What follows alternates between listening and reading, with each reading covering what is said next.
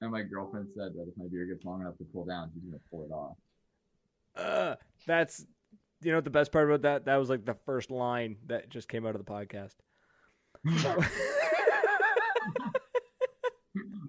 ladies and gentlemen, welcome to episode 199 of the Maritime Paintball Podcast. My name is Brad Odell. With me, I have the Axis and Allied Commanders. I have on my left or right. I'm not sure how it's showing up on your guys' screen. So, anyways, in one corner, we've got, chairman of the OPPA. We have William Gordon. Hey guys, how you doing? And on the other side, I've got Allied Commander for the DDay Commando Action Center. I'm all messed up. Commando Action Center's Tippmann Challenge DDay 2019. Josh Stanley. Hey, how's it going, guys? One has a hat and one doesn't. Yeah, so the one with the hat is the Allied Commander. The one without the hat and the fabulous hair is the Axis Commander. And Did you say I'm without the fabulous hair? With the fabulous hair. Don't worry. I got you. No, it's okay. Nail on the head there, Brad. But sharp journalism, starting out fresh. All right, Cronkite, let's go.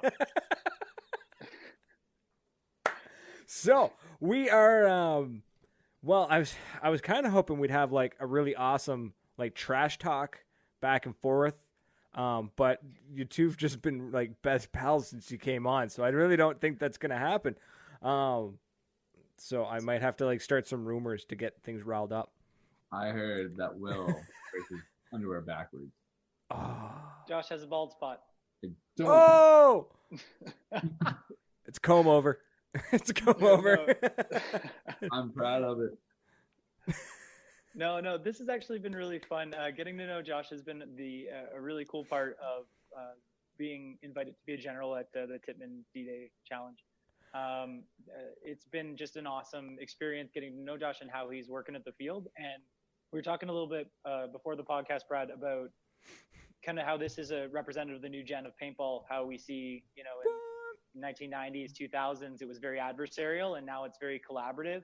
Yes. And we see it in the groups, we see it in the messages, we see it in the likes, the shares of people watching right now. I think this is the new wave. I think this year is going to be off the hook, and it's because of guys like this nemesis I have on the other side of the screen. Yeah, you know what? Like it. Like, you can only get so far with hatred, right? Like, in order to grow a sport, you can't just grow it with, oh, I don't like Will because he's got less facial hair, blah blah blah, and he runs night bag. That's how I pick my friend. Yeah, right. Like you can't build a sport that way. The only way you can properly build a sport is by collaborating with each other. Yeah, Will and I have been like, trash talking on the CPC page, right, and all this other stuff. But at the end of the day, I just laugh at it. It's a great time. Like, I'm really bad at trash talk, straight up, as Will saw in my 10th. Yeah, I should have brought my brother on. Swear to God, he could be a professional chirper. Like like trash talk. Oh my God, I used to give him I used to be playing games. So it's totally out of nowhere. But I play video games, and some guy would be chirping me, and I'm like, I'm terrible at this. Maddie, here, take my headset. I'll play. You chirp. Like it was the greatest thing in the world. Anyways, I love the idea. That needs to be a topic at some point. The idea of like the new wave of paintballers, I guess. I don't know, because I agree. I think beforehand it was very like, I'm going to cut out my own portion, my turf of the sport, and I'm going to make it mine. But now it's becoming more like, I have a podcast, you have a product, we need to work together because I want to talk about your product and I want you to be a guest on my podcast. Like, or if you have a video, if you have YouTube, if you have whatever, it's very like, I want to showcase you. I have a platform and I want to showcase you. Yeah, I think it's broader than that too. Like, I mean, not to hijack it a little bit, but you see, like the first gen of the sport, we're playing right now with the same people, and Commando Dave is actually a perfect example of this. We're playing with the same people that invented, founded, pioneered. These guys took woods ball fields and cut down the trees, and they're out there in their safety sandals, just ripping branches up and down. And it's not just Dave. There's a ton of owners out there that have been doing this since day one. And there's a ton of names in the sport that we know that have been around that are the inventors of things. And, it's really cool to see, but I think a lot of those mentalities, a lot of these guys, like they fought for what they had, and that's just what they know, and that's awesome. But we grew up in kind of this world of what we're using right now, what we're talking about right here, and social media and all this other great stuff. And I think that just we've always known in this gen to like work together and to collaborate. And I think that there's a lot we can add to the hard fought work that the previous gen's done. Like I think the new age of paintball is right here. His name's Josh Stanley, right? That's right. Well, I really enjoy like the fact that this old gen stuff is coming out too, right? Like, yeah, we have the M2, we have the M3S with the computer screen with the OLED board that's literally like a computer screen on it, which is super sweet. But then we have guns like Meteor and what's the Fulcrum made by? Anyways, we have these autococker companies that are coming back into play, and like they're working with other guys. It's just a whole new gen, old gen, just working together and like building the sport together. Like I just got my mask in, which is ProFlex. The ProFlexes were built in like they were the ProFlexes are the like epitome of if it ain't broke, don't fix. Exactly. Like they designed a perfect mask in like the late 90s and they were like, fuck, we're done. Shut down the business, boys. Like that was like it was it, right? That was it's like the electric car. They had to take it out of cycle for a little while and then they brought it back. Yeah. You got to relaunch that product, right? It's iconic for real though. Like, what did we call the mask flip on the way up? The ref flip. The ref flip. It's what everybody knows it as, and like that was before, a lot of our time, and then insurance kind of got a little more serious, right? Exactly. Exactly. You know what? I still see the ref flip, especially when they come off the field and they got to talk to rentals and they got to project their voice. They'll flip it. And then they're able to shout downward out of the mask, and I'm just like, and it's just like that is the ref. If you're ever looking for a ref, just look for the mask that is rolled up, and that's a ref. Whether they're playing or not, that person, they know something. That right, you don't get like the new guys coming in and be like, yeah, let's do it. I want to expose my face. Haven't ate a paintball all day. Let's do this. Grizzled veteran to just go, I can handle it. I've got dental insurance. Like Pierre. What field is that? Dental insurance. What? Maghill Paintball, just doing awesome stuff out there in the East. We're hardcore out this way. Basically, it's like to play is just like, do you have dental insurance? Yes. All right. Welcome to the field, bud. Like it's good. It gets called the balls bounce. We aim for the face. Like it's we're ruthless out this way. If you could survive the Maritimes, you could survive anywhere. So let's talk DDay. Let's talk Commando's DDay Tippmann Challenge 2019. Which, my God, can we shorten this name to something eventually? No. It's actually hosted by Commando Action Center and Commando Paintball and Airsoft Plus. All right, let me try that. So it's Commando Action Center and Commando Paintball Plus hosting the Tippmann Challenge DDay 2019. You skipped the airsoft, but I'm going to allow it. That's, you know what? No, actually extra points for that. That was a finesse move from the OPPA. Just cheers. That was, whew. I'm winded and I'm sitting down. Okay. But yeah, so I've been to every DDay for the past 3 years. I know, I'm a veteran. So we're on to what? What is this? Number 8? Number 9 of the Tippmann challenges? 9. Fellas, let's get your stories. Like, okay, what's your most iconic? What's your like? If somebody's like, man, what's DDay like? It looks kind of fun, but I don't know. When do you go? Like, sit down, son. I'm gonna tell you a story. Okay, all right, I have one. My favorite one was my first DDay. I was new to paintball. Gordon Eskerbrooks, who was like the general for the past 2 years. He was the person that got me into Commando, and the reason why I stayed at Commando. He's just so awesome, and he's just a fantastic guy. He was running to the front lines. I was medic that year. I had my riot shield and my pistol, and Gordo's in the bus, and he's like, guys, they're way over there, and just disappeared. And everybody else with me is like, where did Gordo go? I was like, he went it that way, and I run. right? The video's up on my Facebook page. I run, I chase after him. He's up there with his defender just laying down paint.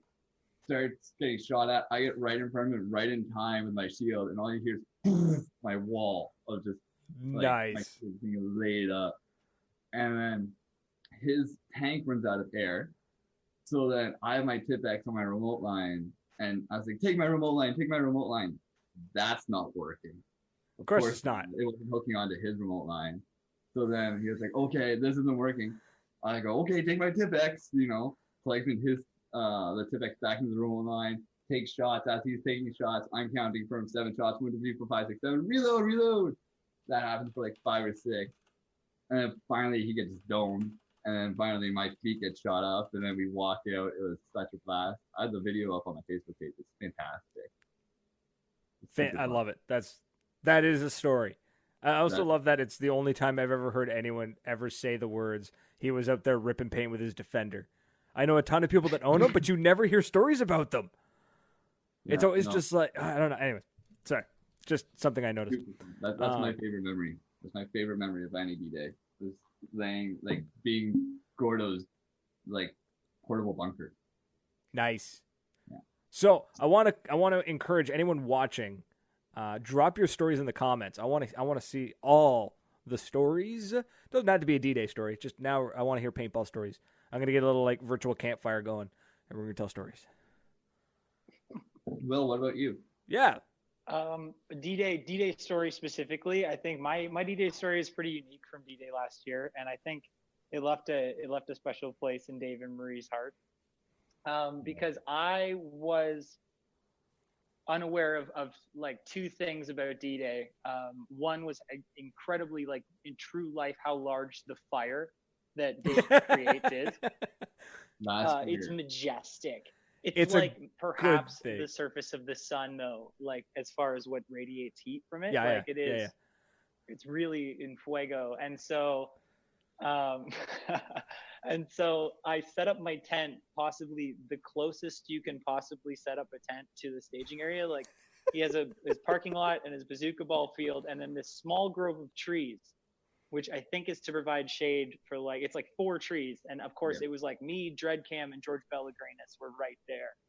And just a couple of really cool dudes were with me. And my tent maybe got showered overnight, perhaps in a few sparks. And so my tent has this really nice moon star effect that's going on for this season, where I can always see the moon and stars no matter what I do.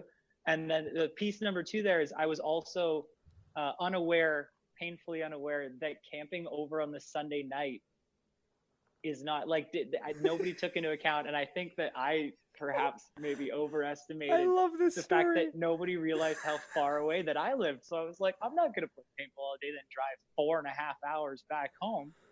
I'm going to camp. So went into town, grabbed some food, came back. The gates were locked and no one was at DDay. My stuff was set up in there. So got the car somehow over the embankment. Oh, in the rock? No, between the rocks. Not going to tell you which 2 rocks. Dave has since condensed the rocks, security, penetration testing approved, players first complimentary service. And so we get in there and it's just my tent. And we just packed up, and then Dave comes over. He's like, "So you gonna help clean up?" And we're like, "Yes, we are. That's what we're here for." Thinking he would kill us if we didn't, because we're locked in. We've overstayed our welcome. We woke up early. It was terrible. So anyway, stayed an extra night over in DDay. The hospitality of the folks was amazing. The party, the atmosphere was amazing. DDay is an absolute festival as well as a paintball event. Yeah. And if I had to say something that really personified not only the biggest game in the country, hands down, but also one of the best put together, most cared for games in the country. This is Marie's full-time focus, and it shows. The delivery is excellent, the gameplay is excellent, the people are 10 out of 10. Yeah. Dude, go to DDay next year. That lady, Marie Pitts, she works so ridiculously hard. I was involved in the planning of it for the past 2 years. That woman is so hardworking. If you think Dave works hard to keep that field up and running, behind the scenes, no man. idea. You don't see it. Yeah. You don't see how that is getting made, and it's getting made like she's making wine, and she's like thinking about D-Day, and she's doing everything. She's thinking about D-Day, man. Yeah, that lady's. Oh my God, she's awesome. But we had a pretty good host last year too, didn't we? I see what you did there. Pretty. I will find my way back on stage. That's happening. Like I thought that was already a given. Is that not? So I am not MC this year. Oh. No, I am off the hook, which means I will be doing a lot more filming and a lot more interviews and a lot more partying because I won't be required to be at the field for 6 a.m. Saturday morning. So I mean, so yeah, I'm not MC, but I will be. I will still probably kick somebody off the stage to get my 15 seconds on the mic. It's just what I do. So can we talk about all these awesome people that are coming down? Is that on the list? My uncle's coming down. He's pretty awesome. That sounds. Yeah, Josh's uncle's pretty legit dude. Like he's pretty great. You mean the list actually though, playing paintball with fam, like that's super cool. So I mean, like take that, YouTubers. Josh's uncle's coming. That's really awesome. So take that, YouTubers. My brother and I got into the sport at the same time, right? We were playing with our MR5s, playing mags, like 9-round magazines. Totally, like, super hard to play with. And then my dad one day, I got my Tipp-X. He goes, "Oh, that's super cool. I'm gonna play with your Tipp-X." Comes in, steals my Tipp-X and everything. Ever since then, every time he comes out, he has to use my Tipp-X. If he doesn't, he just doesn't enjoy himself. And now I got the new revolver, the TR50. Where's mine? I have mine right over here. Anyway, mine's usually within arm's reach when I'm sitting in this chair. That sounds really bad out of context. Like, yeah, my revolver's always within reach. It's for home defense. It's a home defense revolver. That's reasonable. Yeah. Actually, the one I have specifically says paintball. Like it's stamped on the side of it. It's like this thing is made for the sport of paintball. Yeah, give me a second. Do you have an HDR50 or a TR50? I have a TR50. Yeah, there's two variants. Yeah, there's the HDR, which is the home defense. FPS. Yeah. Which, by the way, is totally fewer joules than a 68 cal shooting at 280. Yeah. Stop modding these things because at D-Day you don't have to mod it, and the people that aren't modding it are going to get the extra range and breakage. Mine says paintballs. Ammo, paintballs. Yep. Yeah, there's two different models, right? There's the HDR and the TR. God, I love that thing. It's so unpractical, but God, it's amazing. Do you ever have issues with the barrel not rotating between shots? No, I don't. But my roommate 3D printed a cylinder for it. Really? And it doesn't quite work yet. So Sweet. Sorry, I'm getting a whole lot of stories coming through. We're going to tell some stories. Yeah. So, Matt, I always butcher Matt's last name. Matt Sevejo. Great food at D-Day. Food trucks. Find me another paintball field that brings in food trucks. Not a thing this year. Full catered event. Even better. So, table flipping by George and Aniston. I didn't see George flip any tables, but that does sound like something George would do. Awesome big fires, lawn chairs by the lake, and a beer exchange. Little known fact, there is a beer exchange. Not during game time. That would be hilarious. Selling, but an exchange. Yeah, exactly. I'm bringing local beer from the Maritimes. Oh, I'll bring local beer from I got you, right? Taylor's talking about his favorite memory was playing with Taylor Sowerby? Taylor. This guy, Taylor Sowerby, by the way, special recognition to this dude. He goes live from whatever field he's playing at. Like, he showed him and OPPA member Maddie Daniels, who, by the way, is my favorite, making a sandwich at Georgina Paintball this weekend, and it was just awesome. Nice. The sandwich and the video. Yeah, it was great. There, awesome. Yeah, he's saying his favorite memory was playing with William Gordon and Cody Karras at Civil War Annihilation at Georgina Paintball last year, just getting to hang out with every single player there. Dave Fraser says, I've never been to D-Day. And Dave Fraser, you should get your butt to D-Day this year, man. Dave lives an hour down the road from me. Dave has no excuse. You're not playing. Just saying. William Roy Murray, best memory of D-Day was last year, getting dropped behind enemy lines from the start. Amazing memories with some dame good ballers. Also, if you do a typo, I will speak the typo. Tim Banks. So this is not a D-Day one. Tim Banks has like a full novel here, but he's like, he paints, he like creates a world. So we're playing paintball on an outlaw field. This guy is surrounded in a bunker that's made out of corrugated metal, made to look like a tank with only one way in and one way out. He refuses to come out and dates us to get him. So I come from one side and another dude comes from the other side, and we just start slicing the pie. Eventually, after a few seconds of shooting, he yells out and then proceeds to throw a fit because we shot him in the neck. Oh, that was pretty funny. But seriously speaking, that video, that situation Roy was talking about, they were hiding on the embankment of the backfield, and the opposition paratroopers went right past them, and it was Axis versus Axis for like a solid 10 minutes, and I was the head ref there at that point. And it was just like crazy, and the next thing you know, the paratroopers from the Allies just comes in and wipes everybody up. That's hilarious. The video is on the SAS YouTube page. Dude, you gotta go check that out. Subscribe. Yeah, absolutely. Go check it out. Click the button. Yeah, click the subscribe button. I need a subscribe button. It's not gonna go anywhere. I just need like a floating button on a live video just to screw with people. Mm-hmm. Ryan Plascott's greatest memory of D-Day is my second year playing D-Day. The general looks at me and goes, "You're in charge of taking Hamburger Hill." I fought all morning to take it, pushing people to take the field. That is a huge responsibility, as well as a kick in the teeth when you look at somebody and be like, "You need to take the part of the field that can't be taken." Dude, Hamburger Hill is such a fight. It's such a fun fight on D-Day. Ryan did a good job though. Ryan's one of the SAS boys, and he just does a great job. Sorry for the random inputs here. My bad. No worries. No, I'm just reading. Sam Pep, best memory was I got a call mid-battle, answered the phone call, got shot in the cell phone, breaking the screen. Oh, no. Oh, my God, that's hilarious. Like, do you call out with that, or is that like a splatter hit? Yeah, it's an equipment hit. That's hilarious. $160 paid, $300 for your phone. So, trying to think. Favorite memory of mine from D-Day. Yeah. I had one, and it was a good one. Now it's gone. I don't know. So I'll come across. Make some new ones. It was Close's first year last year at D-Day. And so she came in all the way from California. And the day before D-Day, she ends up messing up her knee or something. I don't know what it was, but my dad patched her up, and she played the whole day on D-Day like it was nothing. And the moment she walked off the field, once the game was over, she was just lying down. There's no getting her up. But she played D-Day like a champion last year with like a busted knee.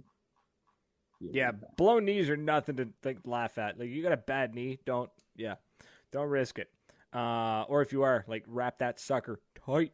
I remember what my favorite memory from D-Day was now. I don't know why wrapping a knee reminded me of this, but okay. So it's like my second D-Day, right? And I had been asked to was this the year I was asked to MC, or the second year? Maybe the first year. I forget. No, I think it was this. Anyways, doesn't matter. I was there, and the audio equipment started to fail on Saturday. So luckily before the game, and I was just like, shit, like the audio's failing. So I offered to take a look at it. I was like, yeah, Dave, Marie, let me look at the equipment. Not that I'm an expert by any means, but I know a few things. So I went and looked, and I was fiddling around with it. I'm like, yeah, boys, it's Fubard. Like, this sucker, I was looking at him, I was like, Dave, where did this stereo come from? He's like, well, I've owned it. I'm like, for how long? It's older than I am. So it failed. Anyways, I was like, you're going to need you need a mixer, and you need mics, and you need lines, and you need some monitors. Anyways, he's like, okay, I'll figure it out. And he wanders away, and he's talking on his cell phone, and he comes up to me, and he just hands me his cell phone. He goes, do you know what we need? Like, yeah. He goes, here, talk to this guy. Okay. So I'm talking to this dude at Long and McQuaid, the music rental place, and I just tell him, like, yeah, this is what I need. He goes, yeah, I got that, no problem. I said, okay, cool. Hand the phone back to Dave. And Dave's like, do you know what you need? I'm like, yeah. He hands me his credit card, and he goes, get in the Jeep. And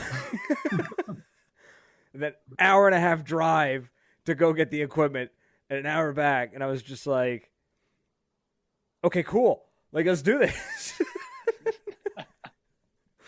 And then the next year I found out that they just like bought the equipment that I rented just so that they'd always have it.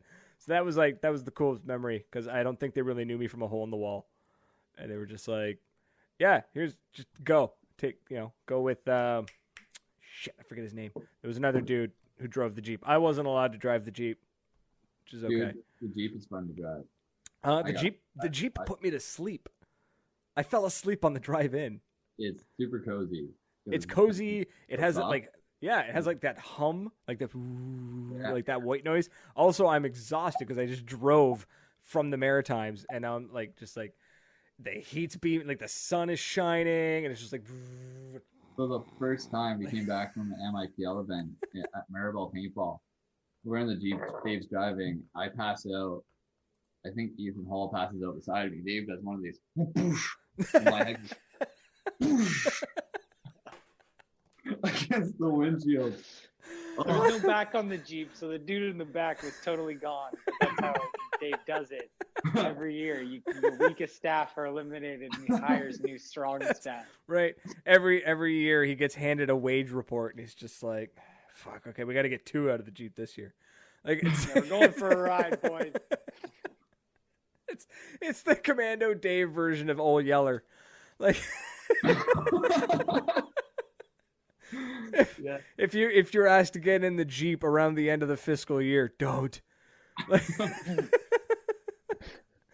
And the best part, that thing's kind of like lifted too, so you get like that sway with the suspension going, like it's a whip effect, right? It is a mean Jeep. It is one mean Jeep. Like, what the heck just happened? God. That's awesome. So what's your guys' plan before we get into that, we're at the halfway mark. I just noticed we're at the 27-minute mark. Time flies when you're laughing a lot. Real quick though, we're gonna just like shoehorn the shit out of some stuff. Except, you know what? I don't think it's gonna work right now. No. Let me know, man. I'll shoehorn anything. What do you need me to say? No, let's talk. Let's talk. What are you guys' plans? Like, how are you going to command your team? I'm not looking for specific tactics because the other guy might be listening. But what's your strategies, or how are you going to do it? Do you want to go or me go? Rock, paper, scissors, shoot. Oh yeah. No, I don't even want to get into that yet. I don't want to start beating you now and then beat you later. Josh is actually, not to steal the limelight here, but Josh is actually going to XO with me at the end of this month, and so we're going to get a feel for kind of managing maybe not the largest game in Canada, maybe it's the second largest game in Canada at Fight for Asylum 8 at PRZ. Cool. So yeah, it's awesome. I got asked to general that game as well, so we're going to be there. I asked Josh to be my XO, and actually I asked Josh to be my champion against Jeff in the sword fight. He wanted to have this like sword fight, and Josh, like, I don't know, Josh, maybe you can illuminate this a little more, but Josh is like a champion ninja master, I believe is the technical term. So I'm a black belt in jiu-jitsu. I teach jiu-jitsu. I'm a certified instructor in Muay Thai, certified instructor in kickboxing. I did DDay anyways, and I was number 1 in Ottawa for like 2 or 3 years for kickboxing. And then he's gonna kill him. He's gonna just eliminate Josh with his skills. It's just There's some Kung Fury shit's gonna happen there. That's what's gonna happen. I'm really excited. So I got these guys, whenever in Milsim, I always have like, I don't know why I we were talking about it earlier. I always have like my Watsakashi. So yeah. It was just one of those things where like I knew William was like half up for it, but like not fully up for it. So I was like, dude, I'll do it. I'll do backflips for you. So like that's gonna be a fun thing, but like working together, managing that many players, like we're expecting like 500 to 800 players for that game, and then DDay is gonna be even bigger. It's gonna be gigantic. We're gonna work together there. We're going to just like rally the troops, manage the people, build up the atmosphere, make sure people are engaged and know what's going on, make sure they know what the rules are, that they know what their objectives are. And then like, just give them a smack in the butt and send them to the front line. Right. Yeah. Like personally, like as much as I want to win, it doesn't really matter to me, if I win or not, it's just like I just want people to have a good time, and I think that's why Marie picked Will and I to be the generals this year. Like, and that is one thing I love about DDay. Sorry, I'm flicking my TGR spring around. It's limited supply now. You want to sell some mags, bro? Mags I have for sale. I may have found a secret stash somewhere on the other side of the country. Nice.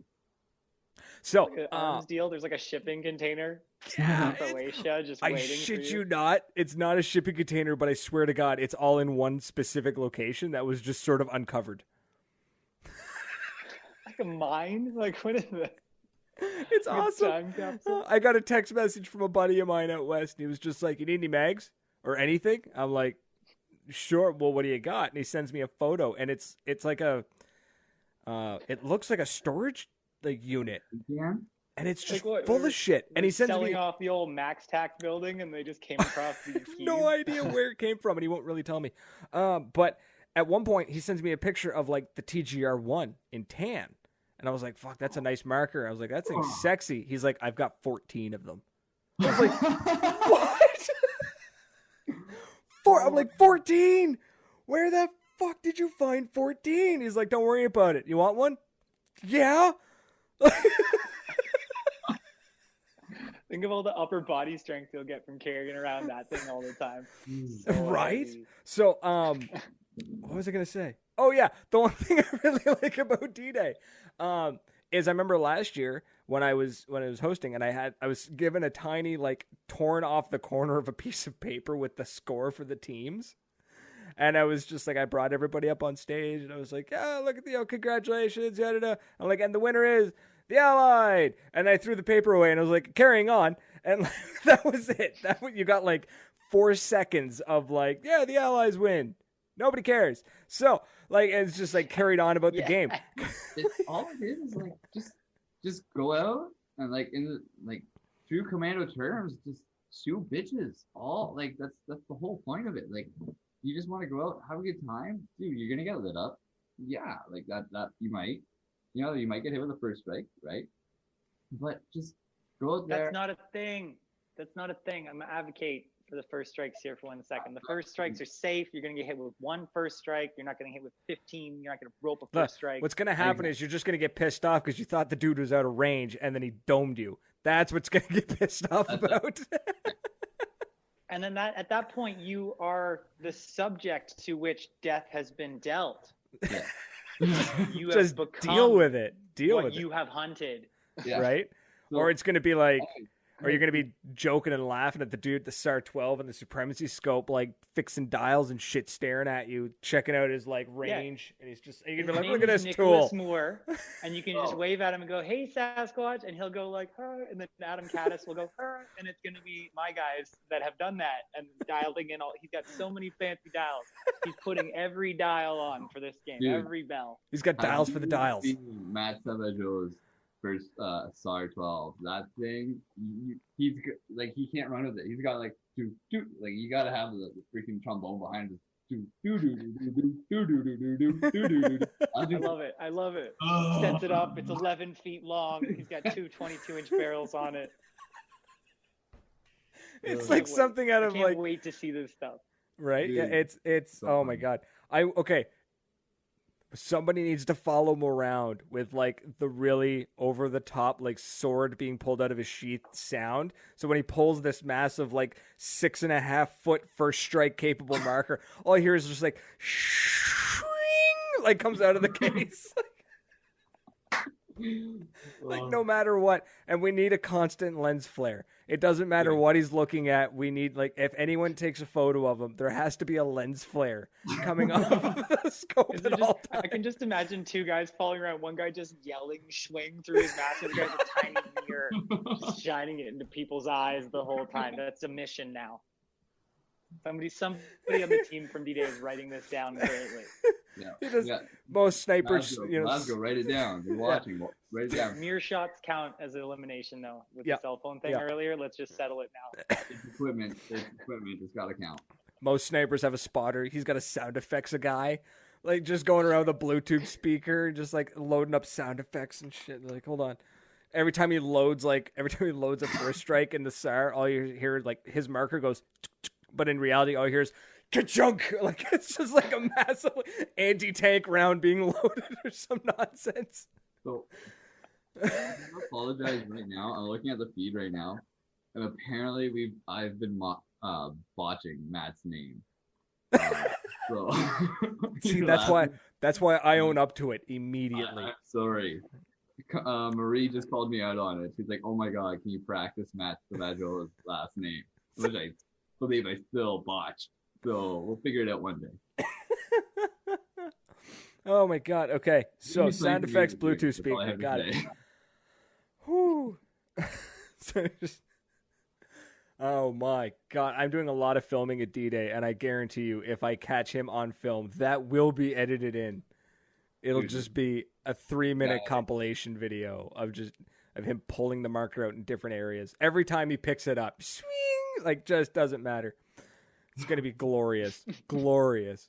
So I want to take a few minutes. Let's talk sponsors. I need to talk sponsors. I do need to contractually obliged, I guess. We're going to start at the top. We're going to start with Tier 1 Armament. These guys are your MagFed distribution company. So Tier 1 Armament. What? They're good guys. Oh no, I'm at Tier 1. Oh, I thought you were like 1 minute. I'm and I was adding like, whoa, production bud. value, Brad. No, I'm trying to deepen the experience for the viewer. It's T1. Okay. Figure that shit out. Is that North American Sign Language? No, I have no idea. So, also, you're not on camera. This is why he's my champion. He knows everything. He does, apparently. So I actually taught a kid martial arts that was both blind and deaf legally. Bro.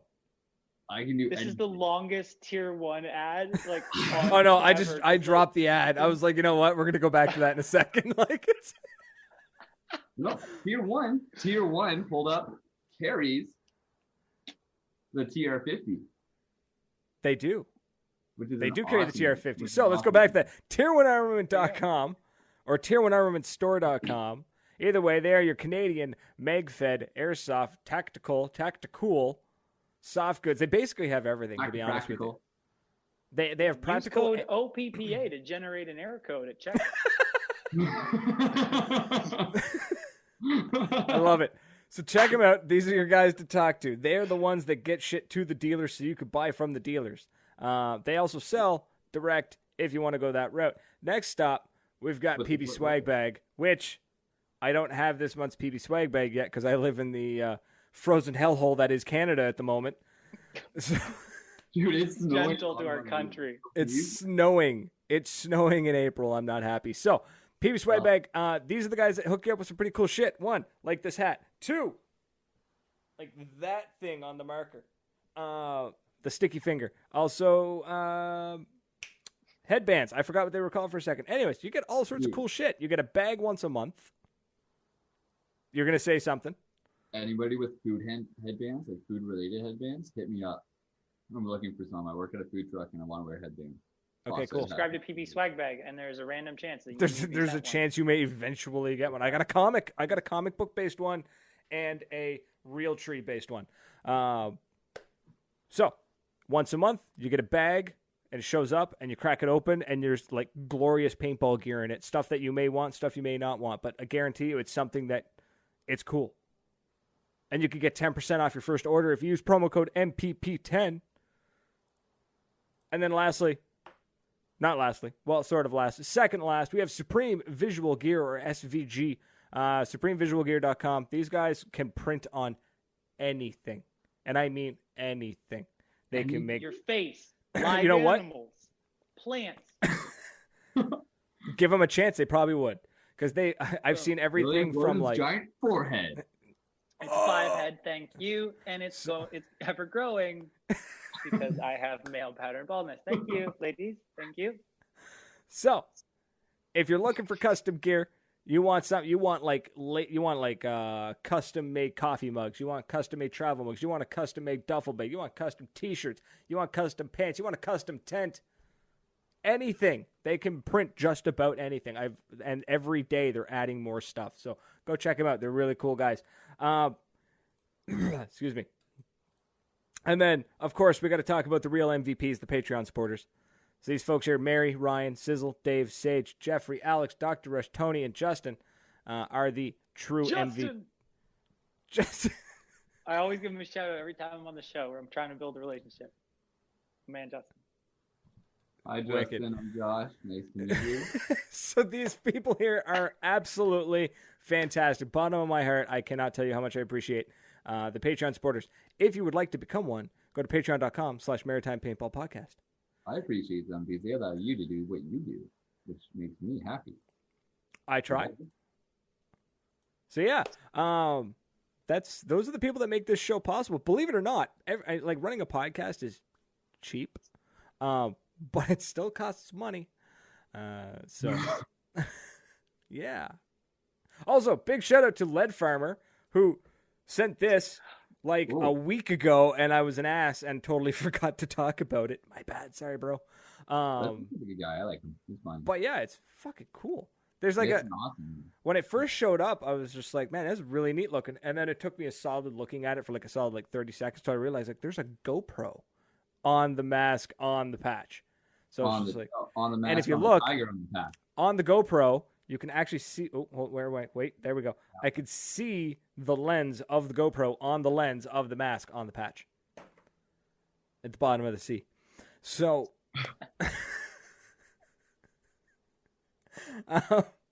okay, I gotta go double check on some comments. I think I missed some.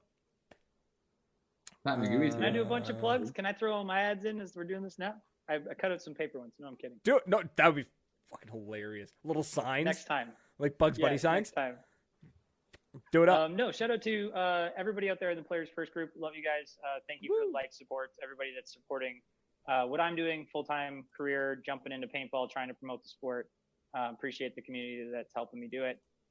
Shout out to the Paintball Field Owners and Staff Association, like some really smart owners getting together in this new age of paintball, trying to bring about that collaborative atmosphere and grow the sport from the owner side. And of course, shout out to everybody in the Ontario Paintball Players Association, OPPA, for just being there, being the lifeblood of the sport in Ontario, generating just so much content, sharing so much stuff. We have almost 2,000 members now, almost 100,000 likes, shares, and comments a year. It's just awesome. Every 7 minutes, somebody in Ontario thinks about paintball in the OPPA, and that's super cool. And just got some new friends kind of between where you are and where I am right now, Brad. You mean Quebec? In the AJPAQ, which is the Quebec. Don't ask me what it means in English, but it makes total sense in French. It is the Quebec Players Association. So shout out to those guys. We've shared the video in with them as well.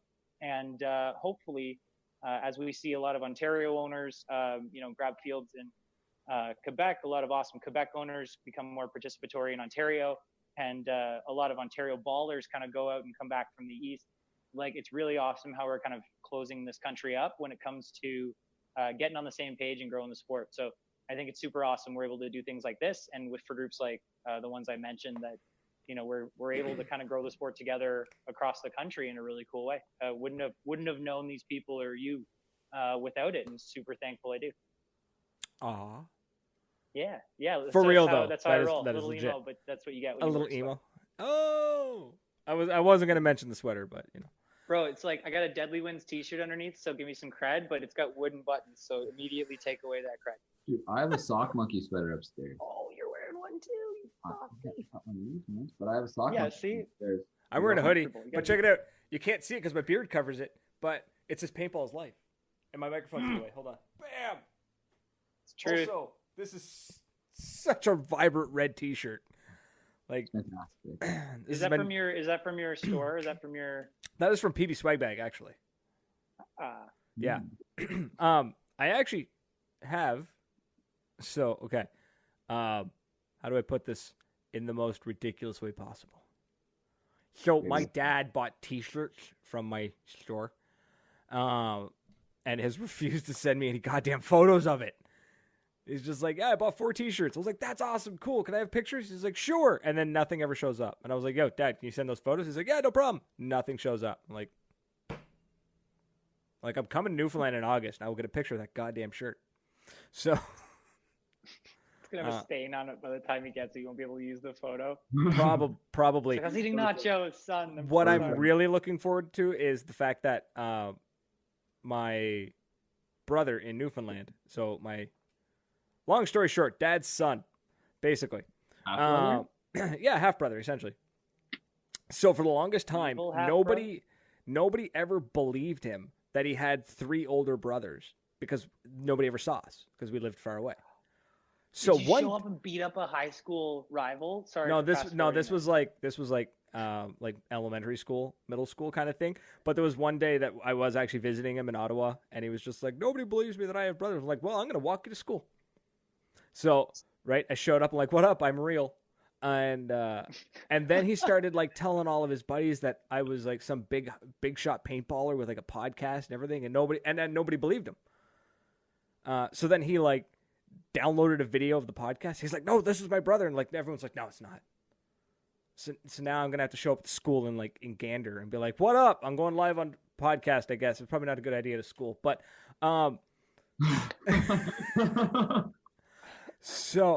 But yeah, it's hilarious. I'm probably gonna have to show up with like stickers or a T-shirt or something. I have no idea, but it's hilarious. I'm looking forward to that when I go to Newfoundland because I know he's gonna fanboy all over the place just because his brother's a famous podcaster. He single-handedly keeps my self-esteem up. So, right. Bill Foote is excited because I told him I was going to Newfoundland, and I'll be visiting St. John's for a week. St. John's, Newfoundland. I plan on paintballing at least once. Super pumped. Frontline paintball. Okay, That's the official tourism slogan for Newfoundland as well. Newfoundland, 3 exclamation points. Visit, period. It's visit, please. Once they start telling people Labrador's full of Labradors, they won't be able to keep the teenage till university age girls out. They'll just go to Labrador in search of the Labradors. You just got to show them a picture of a Newfoundlander dog. Like they're 90% fur. That's the slogan. Pet these. Pet these. Photo. Actually, you know what? I think the dog is on their license plate. So it could just be like a little arrow that just says "pet this." I would like to believe this. Right? No, I think it is. That's a paintball idea. Somebody put a puppy petting zoo near a paintball field, and you will just you're never be able to keep. You need to come to. Keeps saying that she wants to get goats and like a small petting zoo. You need to come to Moncton. So Meg Hill Paintball here in Moncton. It has everything. It really does. The dude's got chickens and like 3 goats. One of the goats is a total jerk and headbutts everything. But 2 of the goats love being pet. They're like dogs with horns. So It's hilarious. And the chickens, if you go near the fence, they think it's feeding time, so they come to you. So, you feel good because the chickens come to you in the back of your mind. You're like, oh, they're just looking to get fed. But in reality, you get just like a bunch of fat little red chickens just being like, Gah! And they just like come running to you. Right? Every once in a while, they get loose, and it's really funny because you've been playing a paintball game, and then suddenly a chicken just wanders into the firefight, and you're like, hold up! Last week I was playing paintball at Commando, and I was like deep in the woods, and next thing I know, this giant wild turkey just whoosh, flies right across my face, and yes, they fly. Fellas, we have a question coming in from an Andrew Day. It says, love the show, but what is a good price for a Defender used only twice? Axe plus cash.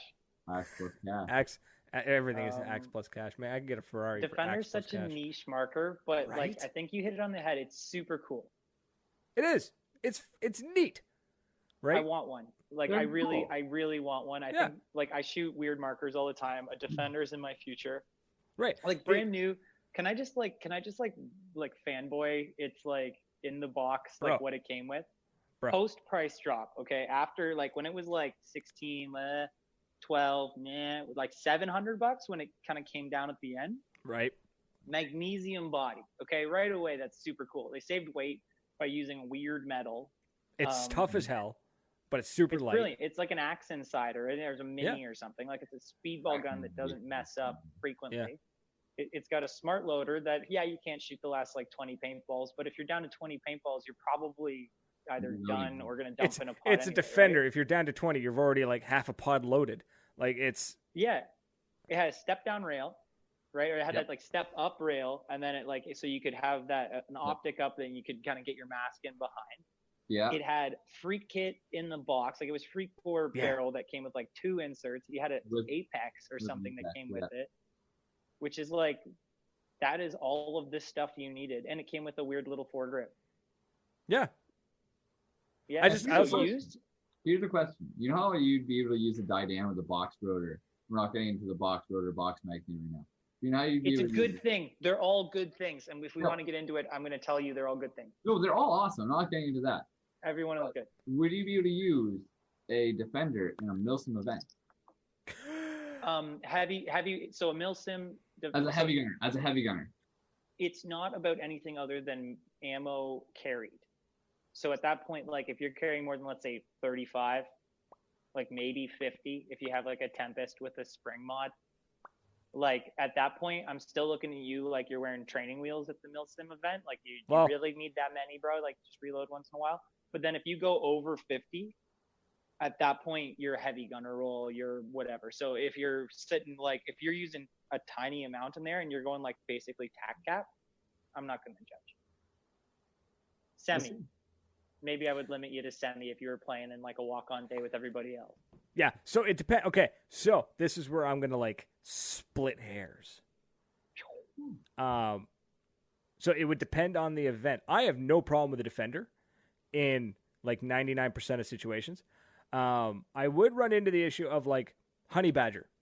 That's what I'm talking about for honey badger. So honey badger, one of the things with honey badger is he doesn't want anything that doesn't look like or close to a legitimate firearm essentially. So I would say like at honey badger, I don't think the defender would be welcome, but at like if it was just like a tactical event and not a military simulation event, and even then that's kind of loose terminology.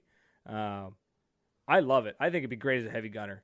I really do, because it's not, you don't have to worry about fiddling with the wonky ass box mags that work like 80% of the time. This thing is just going to work. And I would love to get the video or a footage of some dude just laying down fire and just watching some of the dude just dump pods into an open back end of a defender. You know what I mean? Like that would just look awesome. It's just like laying down fire. Brendan Dooley had a question. He said that we need a bullpup magazine marker. Already been done and nobody bought it. Yeah. MaxTac had one. It was a rebodied TGR1. Yeah, it was actually an airsoft on the market. If you can find them, they're super cool and they work really well because they are one of the TGR series. Yeah. So the bullpup thing was, it was a TGR1 with an airsoft body kit put onto it, but done by a machinist, so it didn't look like something glued together.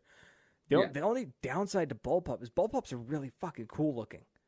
But to reload, it's like, right? It's something you definitely have to get used to.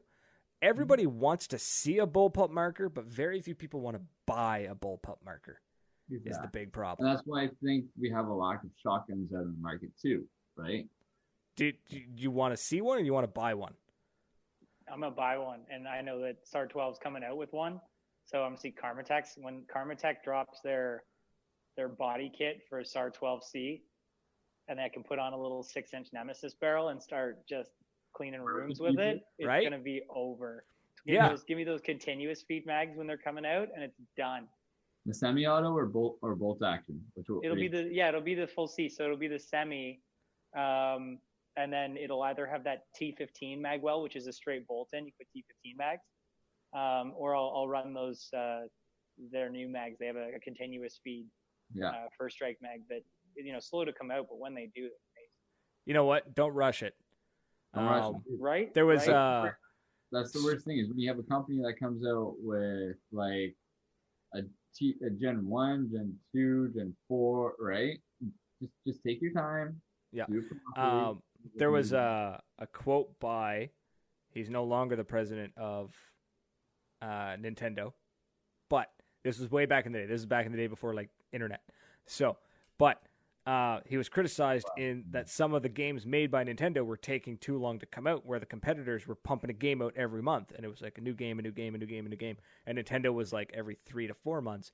And his reasoning was a rushed game is always bad, but a late game will be good. Yeah. Right? Yeah. So I'm all for them taking their time to get it right. Yeah, 100%. So you do something right, and then people are going to love it. They're going to talk about it so much. People are going to buy it. It's just smart business at that point. Then we get into a whole business talk. Yeah. Ponage PB, who is a fantastic fella up here in Moncton, is asking. He says, gonna have to explain because I've never been to a MagFed only event. Dude, just awesomeness. I love MagFed only events. So basically, you can talk more about them because they have more experience with MagFed only events. I used to play Milsim all the time with my boys on the SAS, but I've recently. Oh wow, you have hair. But yeah, these guys have so much more experience with MagFed only. Well, there's a spectrum of it, right? It's not just like one thing. So Ponage PV, like there's like from just general rec play. Yeah. You can kind of take it 2 ways in the spectrum. You can go out to like full out speedball NXL on one side. And then if you took it all the way to the other, you'd find like full Milsim event. Yeah. And then so there's varying degrees that kind of meet in the middle. And that's what we'd call like regular rec walk-on play. And so like there's the full Milsim, which is like missions and radios and hour long. And you're just out there, you know. You may not fire a shot, but you're okay with it.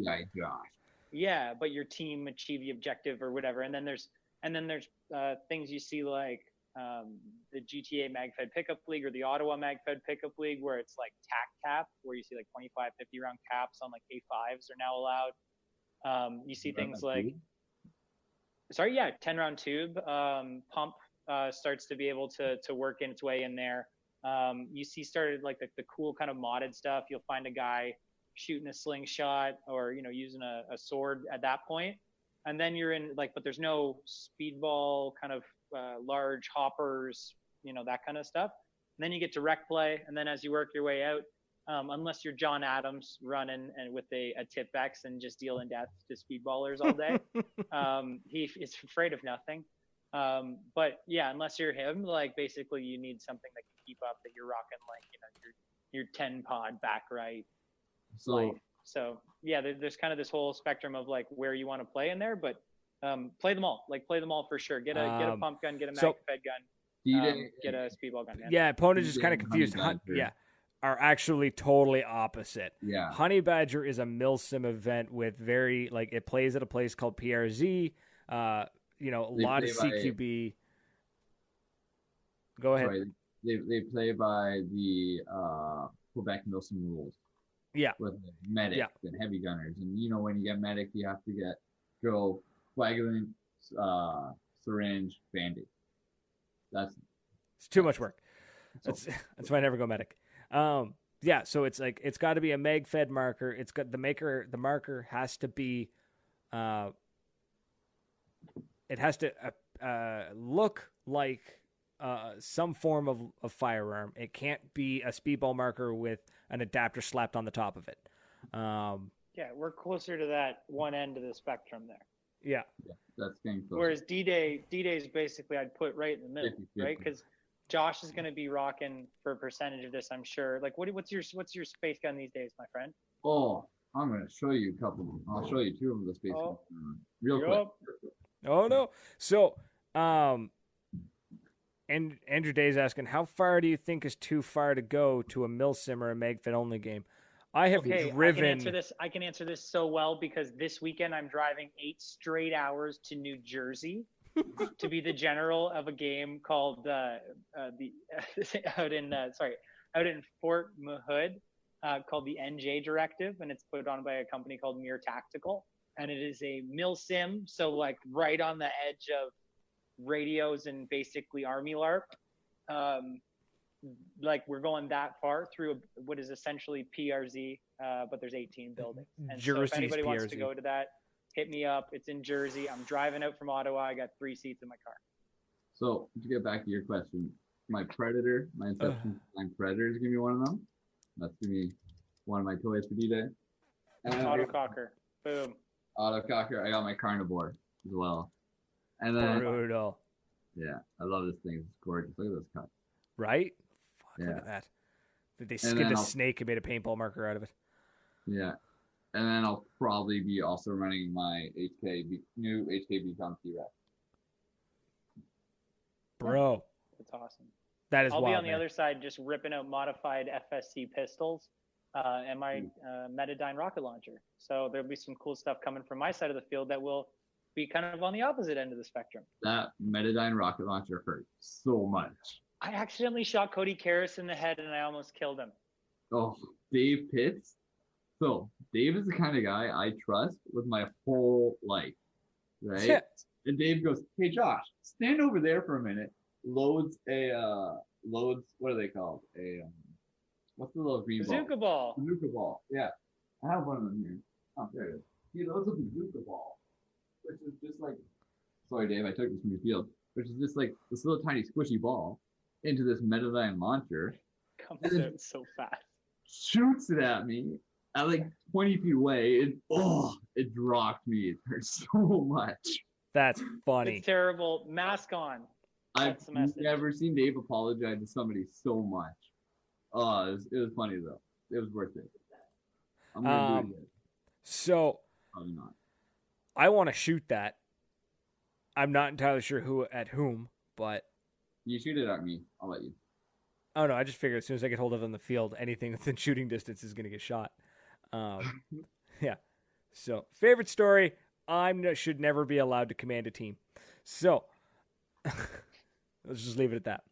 I am better at taking orders than I am at dishing them out. I had a thought and I lost it. Oh well, it's gone. So DDay, can't wait. Super pumped. A lot of people keep asking, like a lot of people at work, because I'm telling them I'm taking my vacation for it and everything, and they're just like, so what's like? Is it like just like a big paintball game? I'm like, no, it's more like a party with a paintball problem, because it's just wild. And anybody in the chat who is not going really should try and go. It is a huge game. Do not expect. How do I put this politely? Players of all types will be on the field. So if you come to this event, please leave behind how you think a field should run or how There's no What does that even mean? This thing is going to be amazingly organized. The only no, thing that's not what I mean. Okay, so what I mean is like I went to legit. Just leave your expectations behind. Yeah. Put your mask on. Realize that you and every other player are now exactly the same on the field, and we're all subject to the refs. Exactly. Perfect. You're putting it in much better terms. When that game is done, the next thing to win is like the hamburger. Is like contest, my heart. Okay, like the game is over. The game is totally over, and then we're having fun. Yeah. That's yeah. So you put it in. I guess organization was the wrong way to go about it. Yeah, I could do that. Yeah. Now, William, you and I talked about raising money for an event for the organization that Marie is raising money for the Military Family Fund. Pardon? Is it the Military Family Fund? Yes. So William and I still need to work out you can pay money to basically get us to run a gauntlet. Okay, we're going to run a gauntlet. You can pay money for us to shoot at us. It's Josh and me, shoot the enemy general. It's for a totally good cause. We're going to put a minimum on there. So we want you to like get there. Yeah. And like, yeah, what a good time to try out your new autococker or MagFed marker. Like raise some money, do some good. And if it takes me getting a couple of shots, dude, that'll be the first and only time someone shoots me on D-Day. Josh, you're going down. Nice. I also was playing with a couple of ideas. I was, kind of keeping it hush hush, but we'll talk after the show. But I think it might be something William will be interested in. So, yeah, ooh, yeah. Sounds like it's whiskey. That could be involved. But yeah, Ponish PB, is liquor welcomed? Yes. After the game, like anything else, my friend, enjoy Yeah. responsibly after the Yeah. game. So like Saturday is awesome. You go and play a day of paintball during business hours, and it's just a kick-ass time. Sun goes down. Damn, it's dark. Can't paintball. Might as well pack all the gear away, have a couple beers or have a couple drinks, and watch Dave basically nuke one side of his field with a fireball, like with a bonfire, because that's essentially what he does. Amazing. Fun fact: when Michael Kardashian was playing the bagpipes next to the fire, he didn't have to breathe in. It was just the hot air expanding in the bagpipes constantly. That's all it was. On the upshot, though, he didn't have to shave his legs for the next day either because it was all burnt off. That man is a monster. I'm so looking forward to seeing him play during the firefight. Do we get to talk about the special guests and stuff? Because we haven't even listed off this I don't have the official list. Can we just talk about total rumors and hearsay? Because I know a couple, and I'm sure you know. So I heard. Can we hit in the comments if anybody I'm sure Dave and Marie are here too, and I saw Callista. Hey Callista. Hey Callista. I saw Callista here. So I know she's doing stuff. I'm gonna shoot you, you awesome warrior. You're going down. Your knee is healed now. You have no choice. Dave or Maria, if you could drop in the comments there, can we start listing off all the guests we know about? Yeah, well, here's the publicly announced ones. There's Josh and me, whoop-de-doo. Woo! There's Reaper. Yep. Reaper, which we had to stop. Human. I don't understand him. He's so nice. It's he's an anomaly. Did you see the picture he posted? And he was just can't wait to come to Canada. And we're like, bro, leave the CBD oil behind. You do not want to try to get through customs with that shit. He's one of his sponsors in the States has a CBD spread thing that you put on sore joints. I guess I don't really know how it works. It's very California. But I was like, don't. If you hit the border with that, you're screwed. They would do the same thing for that pickle juice, though. He's he'll take that much. Sir, is that more than 3 ounces of Hydrodill? And he's done. They'll take him down.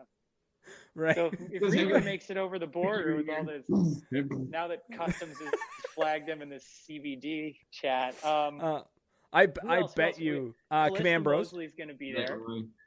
Callista will be there. Mirabelle Army obviously will show up on their own, the tour bus, the celebrities they are. I have challenged Hugo Bigris and the Mirabelle Army. Hugo's going to play. We're going to get Hugo on the field, and he's going to rip it up with the Army and Aztec by his side. Aztec's going to be there. Hugo is one of my XOs. Love that.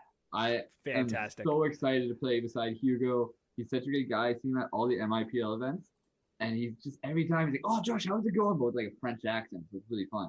And he's such a great guy. Super humble about everything. He's like, this feels like not much. Don't worry about it. Yeah. You know what? One super humble guy deserves another. I'm going to have my XO, because I'm not the humble guy. At my XO, Dreadcam Spencer Schubert is going to be there as well. And he's going to bring, in response to this army of yours, he's going to bring the Punishers to destroy the opposition to back up the Red team. I need to be there. Okay.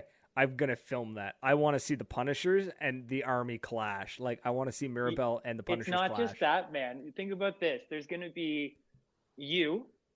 So you're going to have Brad Odell. You're going to have Nightmare PB. You're going to have Alabaster Slim. You're going to have I sincerely hope Georgie Bell. Probably. He's on my must-have list. I sincerely hope he comes. I don't know. And then you look at all of Mr. Zach, Big Squad, all these guys are coming down. It's going to be insane just to, you will be on YouTube for sure by playing this game. You will go through, as you're sitting there doing, your paintball YouTubing as we all get lost in, link after link. David Justin's not watching. Yeah, it's boom, there he is, boom, there he is, boom, there he is. And it won't matter who you're watching. This is going to be the pinnacle of Canadian paintball. They're coming in from the west. They're coming in from the east. Yeah. It's going to be this game. Yeah, the Command Bros. Command Bros. I'm gonna have to put one of them on my team. I think we're gonna have to see if we can get a Command Bro to balance out Callista. Because if you get Aztec Callista, I heard there might be a sighting of a wolf on your team as well. Maybe. I don't know. We'll find out. Who knows? They're all showing up. It's gonna be wild. It's gonna be hilarious. I can't wait. Let's just name them off one by one for what we know. All right. So we got Callista for sure. Yep. You have Hugo. Yep. You have the Command Bros, which I think is like 2 of them. Yep. Yeah. But they count as one human. They're yeah, they're like one. They're like Okay, they're like the dudes Bros. from Army of Two. Yeah, exactly. Like Double Dragon. I need to remake that. We got David Justin Reaper. Yep. Reaper. Real Reaper. We got you. You're a celebrity. We got you. You're a celebrity. You're a celebrity, man. We got Bradley Odell from Maritime Paintball Podcast coming in to steal an MC role. He's gonna mercy whoever's got the mic. Dude, do a duel. I'm subbing in for you. We'll do a duel. We got. It's gonna be awesome. Did we say Last Second Wolf yet? Yeah. Yeah. Slim. Yeah. Ottawa SAS. Auto SAS. You can't forget to rep those guys. Those guys are my boys. Punishers. Yep. Mirabelle. Huge representation from the OPPA. It's going to be insane to see all the teams that come out repping the OPPA. I'm so excited to see so many teams have chosen to put the logo on the back of their jerseys this year to represent inclusivity, fun, and fair play. Nice. And I'm so jacked up to see all of those logos repping it up because I know each one of them is a baller that's helping to grow the sport and is so friendly. And like wherever they play, like I'm so jacked up to meet them. Like I was at PRZ. I met Liam West this weekend. Guy's a hero out there helping players, and I'm so jacked up to see him come out, play DDay, meet him there, and then when all of these people have kind of experienced this awesome event together, for everybody to go back and just share that. Mm-hmm. Make it bigger for next year. Yeah. I know we're missing probably quite a few. Lead Farmer's going to be there. Lead Farmer's always there. That's his home field. Lead Farmer PB is going to be there. He's awesome. He is awesome. He does great videos. Nightmare. Did we listen? We kind of forgot about Nightmare. Nightmare. I said Nightmare. Can we throw a shout out to all the drones in the lake? Can we just throw one out to all my homie drones in the lake? Dump a drone. So guys, there's actually a bounty out there for best drone flyover of the day. Axis team is paying in paint for the cleanest drone video. So I'm sending that challenge now. Don't ask me why. Right. Shout out to Triple O, out of options. Is going to be there. Sorry. Yeah, Triple O. Yep. Oh, Blue Falcon Squadron's going to be there. Yes. They're coming in all the way from like super, super far. They're like the furthest travelers so far, I think. Brazil? Past Brazil. Puerto Rico. Puerto Rico, Brazil? I have no idea. Geography. Right. Somewhere not here. Rest in peace, drones. And of course, we always have to give the shout out to the turtles that looked after the ballot box for us that one year. Yeah. Dude, hold on, give me a second. I was distracted by his pajamaed ass wandering past the screen. Yeah, that's Josh's professional up top, but casual. Very. He's the dude that wears like a suit and no pants to a Skype interview. I'm not gonna lie, my family used to be my dad was in broadcast television, and there were days where it was like suit jacket and boxer shorts, and that's just how they do it. You know what though? Under those studio lights, I'm not surprised. Yeah, well, I mean that's probably Josh's deal. I mean he's probably got those studio lights going. Yeah, absolutely. So we,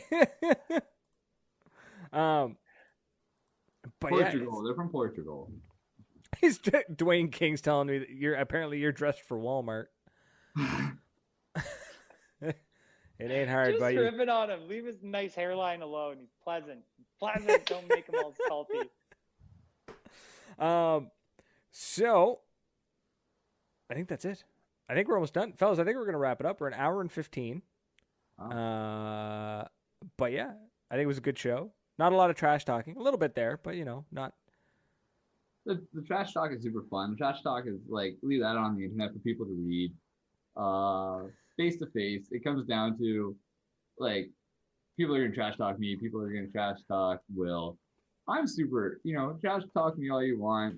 I'm gonna leave it all out on the field. I don't lead by trash talking William. I lead by shooting him.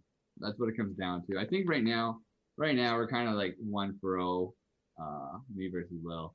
Although he almost did come at me with those bear claws, but I would like to see him try to get me with those and not get thrown on the ground. Yeah, you kill me. How did Will die? He tried to mercy Josh. He snapped his neck. So we had to bring an ambulance in. It was just a reflex. We couldn't stop him. His eyes glazed over. Is this trash talk? Is this the trash talk at the end? Here's my trash talk. My team will have candy. My team will have free stuff. My team will be super, super nice. My team might have extra lunch coupons. And Josh's team, I heard, eat second. So. Okay. Well, these are the reasons to join my team. Come join Red Team. We have candy. We have candy and windowless vans.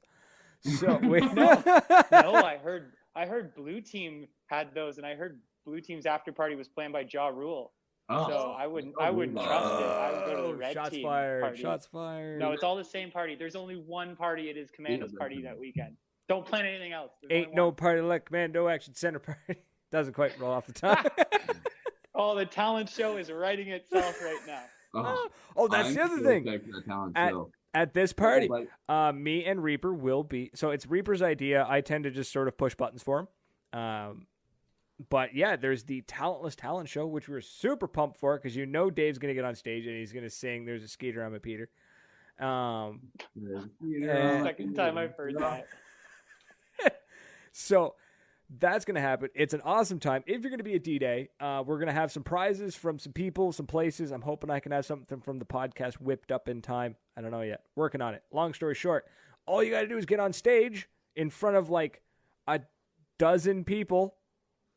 Because realistically, that's like how many people are actually looking at you. The rest of them are all chatting amongst themselves. There's realistically like 40, 50 people there.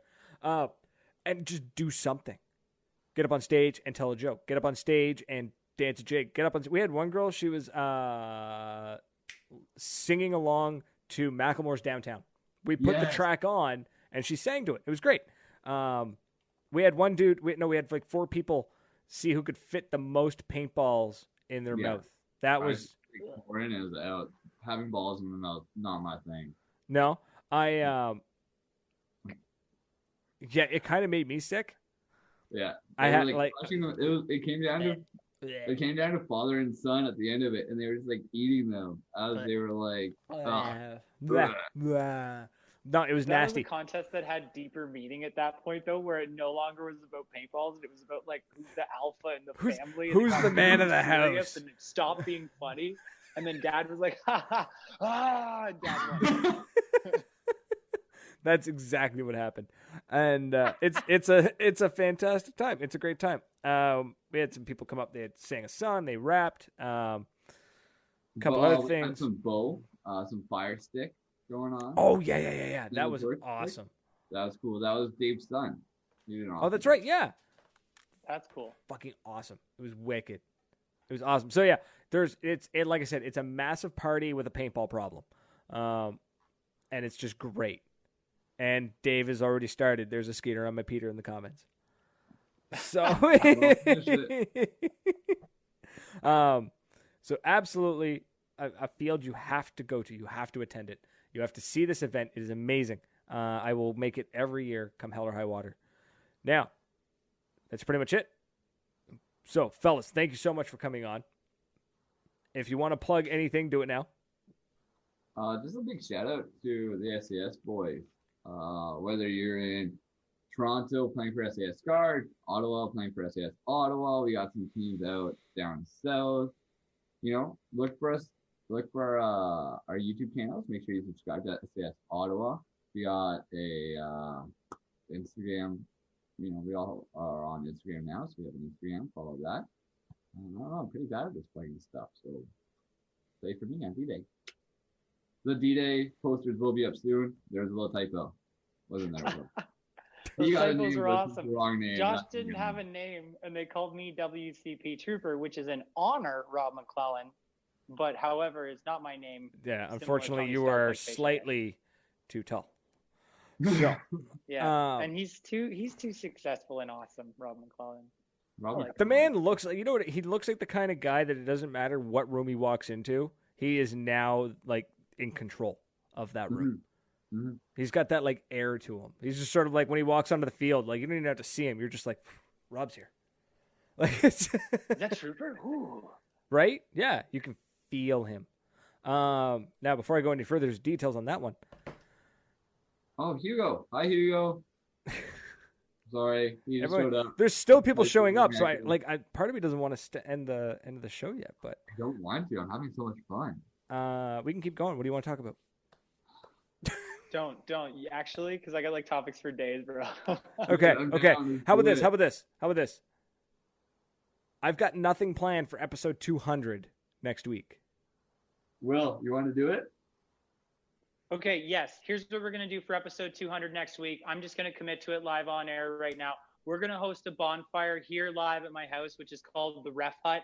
It exists for nothing else than to support the sport of paintball. It contains the head office of OPPA, the head office of Players First, and like some pretty sweet like dogs. I got a couple dogs. So we are going to have a bonfire. We're going to bring some people up. I'm going to call Lead Farmer. I'm calling you, Josh. We're going to get some local ballers here. And we're going to host maybe a little campfire cookout on our side.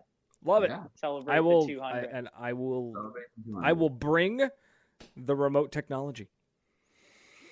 Amazing. And we're going to reminisce. I want to reminisce. Give us some beer. I'm sleeping over at his place. Yeah, so it's going to be a good time.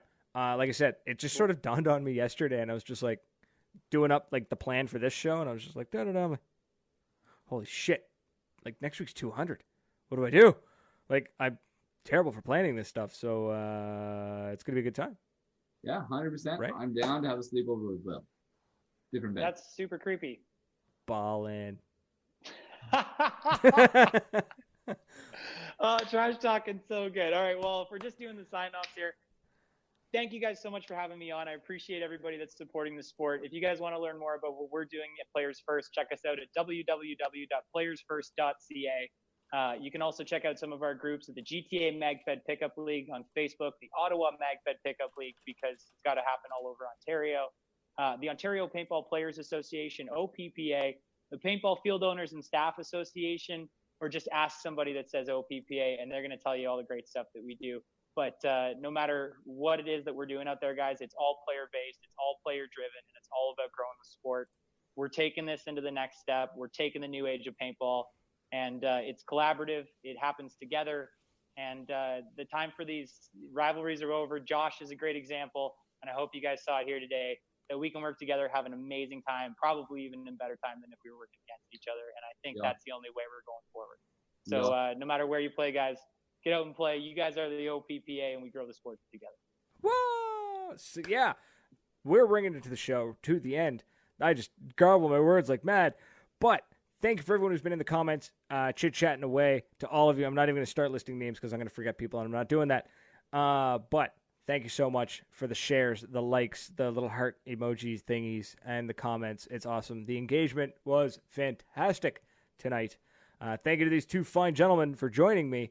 And, talking about what is going to be probably one of the best events of the year, what is going to be one of the best events of the year, the Tippmann Challenge 2019 at Commando Action Center.